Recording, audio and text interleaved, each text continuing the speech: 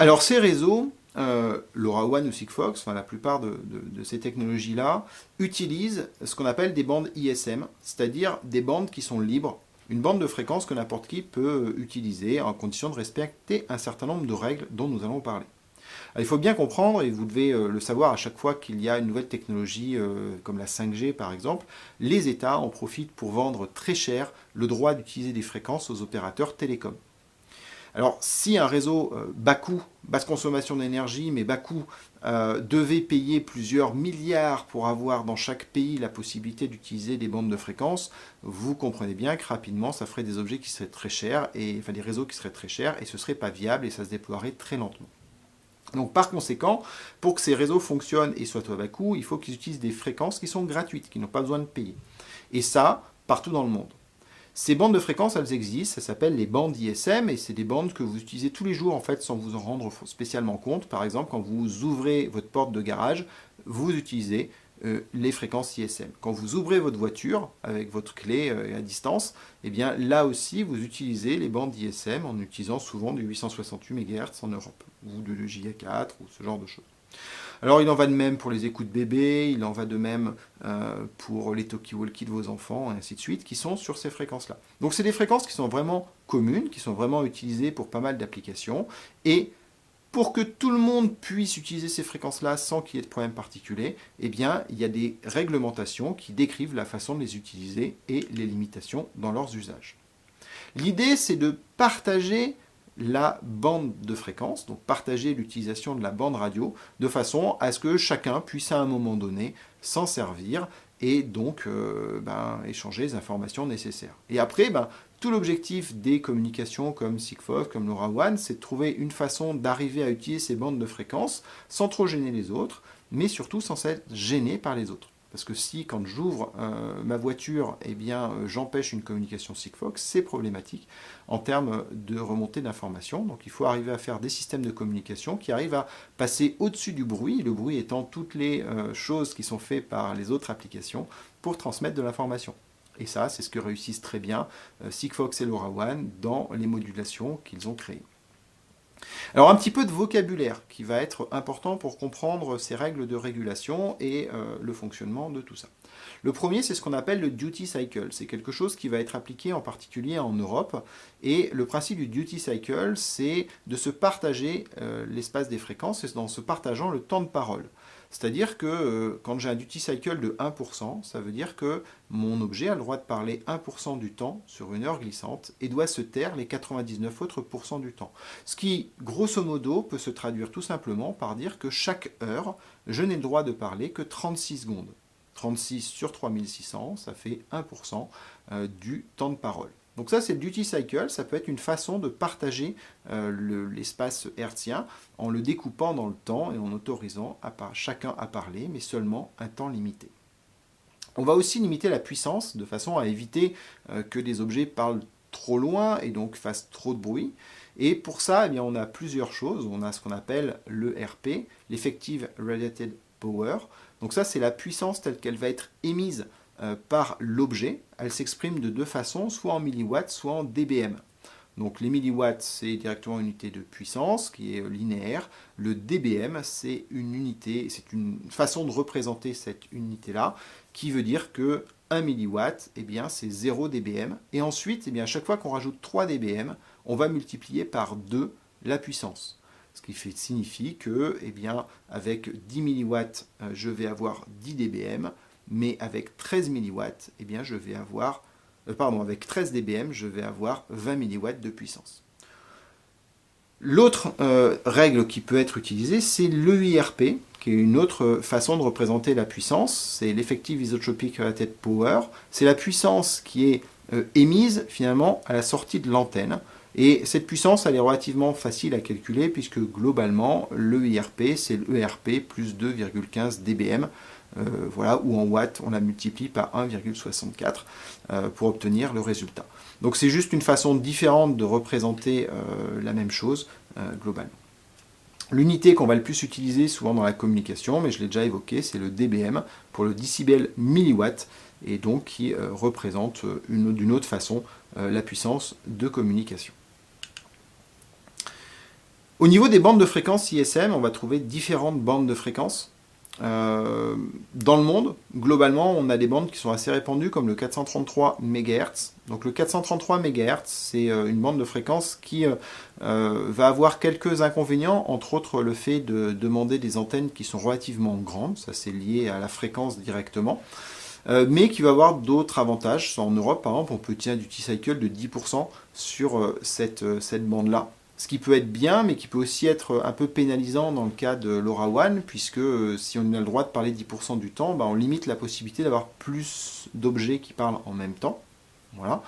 C'est une norme sur laquelle on peut communiquer en Europe en LoRaWAN, mais qui est très peu utilisée. On préférera le 868 MHz.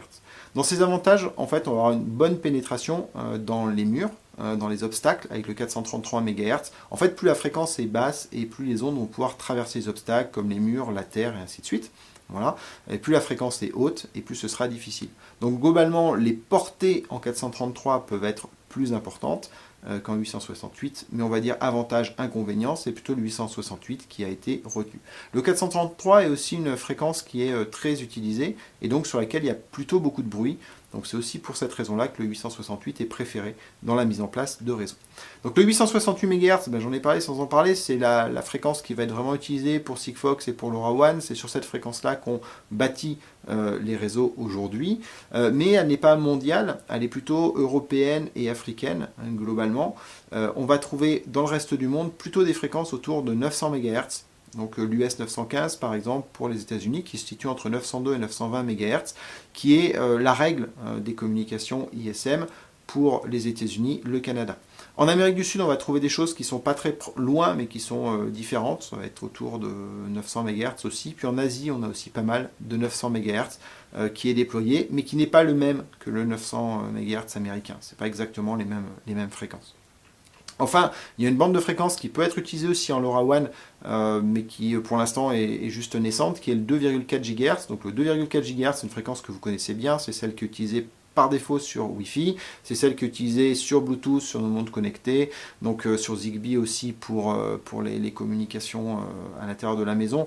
Donc c'est une fréquence qui est assez courante, qui a pas mal d'avantages. Entre autres le fait qu'elle fonctionne partout, donc un objet en 2 Go 4 marchera dans le monde entier, alors qu'un objet en 868 ne marchera qu'en Europe, aux États-Unis, ce qui pose des problèmes aux objets pour pouvoir changer de fréquence. Mais elle a aussi des inconvénients. Le 2 Go 4, entre autres, c'est une faible capacité à traverser les murs, c'est ce que vous voyez avec votre Wi-Fi, globalement avec une portée qui est toujours pas gigantesque dans la maison, et donc des difficultés pour arriver à construire des réseaux sur du 2 Go 4. Donc le 2 Go 4 est plutôt utilisé sur des réseaux privés, dans des lieux un peu spécifiques, par exemple comme des porte-containers ou des bateaux de façon plus générale, qui vont de port en port, donc doivent s'adapter à une régulation à chaque fois qu'ils changent de continent, et donc pour lesquels utiliser une fréquence qui est la même partout est quand même plus simple. Et là, dans un bateau, la taille du bateau est suffisamment réduite pour qu'avec du 2 Go 4, on ait une portée qui soit suffisante pour que ça marche bien. Donc vous avez vu des règles qui peuvent être différentes, on a des fréquences qui sont globalement différentes, et donc après on va se retrouver sur des normes qui sont plus ou moins spécifiques, plaque par plaque. Donc on a des normes pour l'Europe, on a des normes pour les États-Unis, Amérique du Nord et incluant le Canada. Et puis après on va avoir des normes beaucoup plus dispersées entre l'Amérique du Sud et l'Asie, où là on a pratiquement des normes par pays. Donc ça peut être assez compliqué quand on design des solutions qui sont mondiales, parce qu'en fait il va falloir adapter la transmission radio à ces différents lieux où sont les objets. Et puis surtout il va falloir des certifications qui sont spécifiques quand on fait des objets, pour vérifier qu'on respecte chacune des normes. Alors nous, on va voir les principales normes utilisées, la norme européenne et la norme américaine, pour comprendre aussi les différences. Une fois qu'on a vu ces deux normes, on a à peu près compris comment fonctionnent à peu près toutes les autres normes, sauf le Japon qui est souvent assez spécifique, mais voilà, on va dire qu'entre les règles de l'Europe et les règles des US, globalement, les autres règles sont un mix de ces deux-là. Alors en Europe, la réglementation elle est décrite par le CEPT avec la règle, l'identifiant que j'ai indiqué ci-dessus. Et en fait, elle découpe la bande de fréquence autour de 868 MHz, donc de 865 jusqu'à 870 MHz, en différentes zones dans lesquelles on a le droit de communiquer en respectant des règles qui peuvent changer. La zone qui nous intéresse le plus, eh bien, c'est la zone qui est en 868.0 et qui va jusqu'en 868.6. Donc c'est une zone qui fait 600 kHz. Et dans cette zone-là, eh bien, on voit qu'on a le droit d'émettre avec 25 mW ERP, c'est-à-dire 15 dB. Et sur cette zone-là, on doit maintenir une communication qui est avec un duty cycle de 1%. Donc en Europe, le principe, c'est je dois parler 36 secondes maximum dans une heure glissante, donc sur les 3600 secondes qui existent dans cette heure-là. Je peux avoir plusieurs zones comme ça. J'ai une zone en 865 à 868 qui, elle aussi, a ces mêmes règles de 14 dBm, 25 mW ou de 1% du temps. Et puis j'ai une zone qui est un peu différente.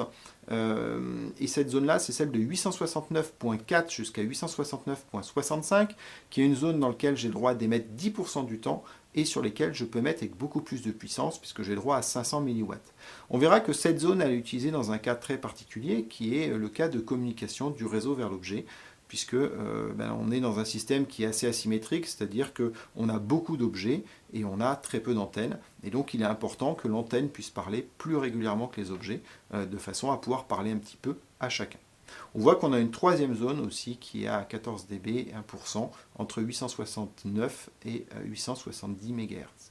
Donc quand on va faire des communications LoRaWAN, eh ben, on va devoir choisir des canaux à l'intérieur de ces différentes bandes de fréquences en fonction des besoins que l'on a. Et on verra ça plus en détail dans le slide suivant. Donc, ce que fait LoRaWAN, pour résumer, c'est qu'il utilise cette bande des 868 à 868.6 pour avoir des canaux de communication montante, c'est-à-dire de l'objet vers le réseau. On peut aussi utiliser les autres, on le verra tout à l'heure. Et puis on a les communications descendantes qui vont passer par le channel de downlink à 869.4, 869.55. Il y a d'autres canaux qui sont intéressants, comme par exemple 869.3 à 869.4. C'est une toute petite bande de fréquence, mais qui, moyennant moins de puissance, 10 mW, permet de ne pas avoir de duty cycle et donc d'émettre globalement comme on le souhaite. Et on a aussi d'autres bandes dans lesquelles le duty cycle est encore plus contraignant, de façon à limiter les collisions. Bon, ça c'est un peu l'histoire de la partie européenne. Alors les Anglais, puisque les Anglais maintenant ne sont plus dans l'Union européenne, eux ont une norme qui est la norme Ofcom, et qui grosso modo est compatible avec la norme ETSI européenne, mais qui a certaines possibilités supplémentaires, comme par exemple quelques canaux qui peuvent être à 500 mW et à 2,5%, ou selon l'usage 10% de duty cycle, sur la bande de fréquence des 866 MHz. Bon, dans le cadre de LoRaWAN, on va utiliser une zone en général qui a la EU 868 et qui intègre l'Angleterre aussi, mais pour une implémentation d'un réseau privé en Angleterre, on pourrait imaginer avoir un paramétrage des bandes de fréquences qui est un peu différente, puisque la norme est elle aussi différente. Aux États-Unis, le fonctionnement est complètement différent de celui de l'Europe. Aux États-Unis, il y a plusieurs règles qui sont à appliquer. La première, c'est que un objet qui communique doit communiquer sur 64 canaux. Il n'y a pas de duty cycle aux États-Unis. En réalité, en fait, il y a ce qu'on appelle du channel hopping. C'est-à-dire qu'un objet doit changer de canal, changer de fréquence lorsqu'il communique et faire ça de façon aléatoire sur 64 canaux. Donc on va avoir des canaux de 125 kHz, c'est la norme on va dire sur du LoRaWAN, sur le LoRa classique, qui vont être espacés chacun de 200 kHz, et on va en avoir comme ça 64 entre 802.3 MHz et 914.9 MHz. Ça va être pour les canaux d'uplink. Pour les canaux de downlink, on va avoir 8 channels, qui, eux, sont toujours de 125 kHz, mais espacés de 600 kHz, et qui vont se situer entre 923.3 et 900, et un peu plus, puisque là, mon slide n'est pas à jour. Donc, il est espacé de 600 kHz. On va avoir, du coup, on verra plus tard ces histoires de fenêtres, mais la première fenêtre va être sur ces canaux-là, et en fait, on va faire le canal d'émission modulo 8 pour retrouver le canal sur lequel on va pouvoir écouter le downlink. Et puis pour la deuxième fenêtre de downlink, on va utiliser toujours le même canal qui est celui qui est tout au bout pour la partie downlink. Alors, le fait qu'on doit changer de canal, il y a d'autres règles qui s'appliquent, entre autres le fait que chaque transmission de données doit se faire avec un temps maximum d'émission.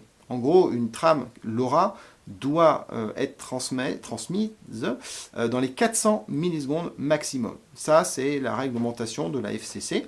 Et ensuite, il est nécessaire de changer de canal. Ça veut dire qu'on ne va pas pouvoir faire forcément les mêmes types de transmissions aux États-Unis qu'en Europe, puisqu'on va devoir aux États-Unis parler plus vite pour respecter cette règle de 400 millisecondes. Et ainsi, certaines transmissions qui se feront avec un truc dont on va parler tout à l'heure, qui s'appelle l'étalement de spectre facteur 12, ne vont pas être possibles aux États-Unis. Et on va aussi avoir une contrainte sur des facteurs d'étalement plus bas, comme le SF10, en se limitant par exemple à des trames qui vont faire seulement 10 octets, parce qu'au-delà, ça dépasserait les 400 millisecondes autorisés. Ce que nous dit la réglementation américaine, elle nous dit qu'au-delà de cette histoire de 400 millisecondes, eh bien, on va avoir un temps minimum avant de pouvoir réutiliser un canal qui a déjà été utilisé. Donc, un canal qui a été utilisé ne pourra pas être réutilisé avant 20 secondes. Alors comme vous avez 64 canaux sur lesquels vous pouvez parler 400 millisecondes, globalement il est possible de tout le temps communiquer aux États-Unis. Il n'y a pas de duty cycle au sens où un objet doit se taire 99% du temps.